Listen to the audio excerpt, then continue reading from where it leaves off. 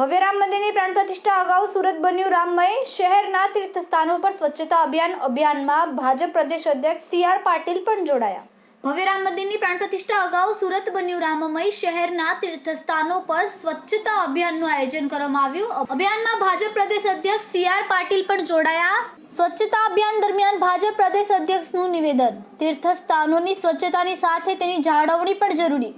વર્ષો બાદ મંદિરની આવતીકાલે પ્રાણ પ્રતિષ્ઠા થવા જઈ રહી છે। પ્રધાનમંત્રી નરેન્દ્ર મોદીએ કરેલા આહવાનને લઈને દેશભરના તીર્થસ્થાનો પર સ્વચ્છતા અભિયાન હાથ ધરાયું છે।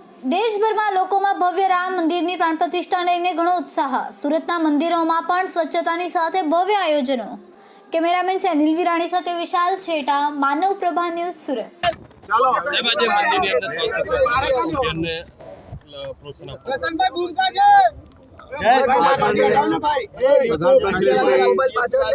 નરેન્દ્ર મોદી સાહેબ દ્વારા આખા દેશમાં અને વિશેષ કરીને તીર્થસ્થાનો ઉપર પણ સફાઈ માટેની ઝુંબેશ માટેનું આહવાન કરવામાં આવ્યું હતું।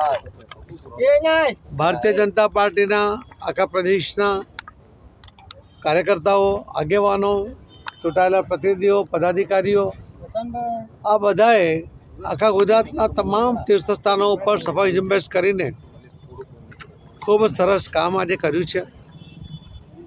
આખા દેશના લોકોની 400 વર્ષથી રામ જન્મભૂમિ ઉપર રામ મંદિર બનાવવા માટેની જે અપેક્ષા હતી, જે ઈચ્છા હતી, એ આવતીકાલે તારીખ 22મી જાન્યુઆરી 2024ના દિવસે પૂર્ણ થવાની છે।